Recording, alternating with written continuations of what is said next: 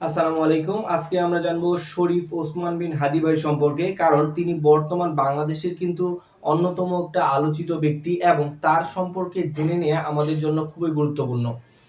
প্রথমে দেখি যে শরীফ ওসমান, তার নাম হচ্ছে শরীফ ওসমান বিন হাদি। তিনি জন্মগ্রহণ করেন এবং তার জন্মস্থানটা ছিল হচ্ছে নলছিটি, ঝালকাঠি জেলায়। তার শিক্ষা জীবন হচ্ছে তিনি ঢাকা বিশ্ববিদ্যালয়ে রাষ্ট্রবিজ্ঞান বিভাগের শিক্ষার্থী ছিলেন এবং সেখান থেকেই তিনি অনার্স কমপ্লিট করেন। সে পেশা হচ্ছে তিনি একাধারে শিক্ষক, লেখক এবং রাজনীতিবিদ ছিলেন। রাজনীতিবিদ হওয়ার কারণেই মূলত তার জীবনে হয়তো বা কাল নেমে এসেছে।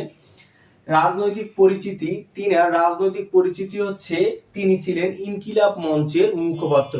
এটা আমাদের জন্য খুবই গুরুত্বপূর্ণ, কারণ প্রশ্ন আসলে এইটাই আসতে পারে, অনেক গুরুত্বপূর্ণ এটা, যে তার রাজনৈতিক পরিচিতি কি ছিল। তার রাজনৈতিক পরিচিতি হচ্ছে তিনি মুখপাত্র ছিলেন ইনকিলাব মঞ্চের।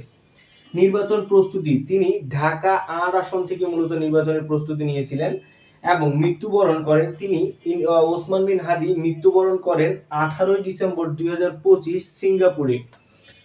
তার কবর দেওয়া হয় হচ্ছে ঢাকা বিশ্ববিদ্যালয়ের কেন্দ্রীয় মসজিদের পাশে, যেখানে কিন্তু সমাহিত আছেন আমাদের জাতীয় কবি কাজী নজরুল ইসলাম। তো ভিডিওটি ভালো লাগলে অবশ্যই আমাদের ভিডিওটিতে একটি লাইক দিবেন এবং আমাদের পেজটিকে ফলো করে দিয়ে আমাদের সাথে থাকবেন। ধন্যবাদ।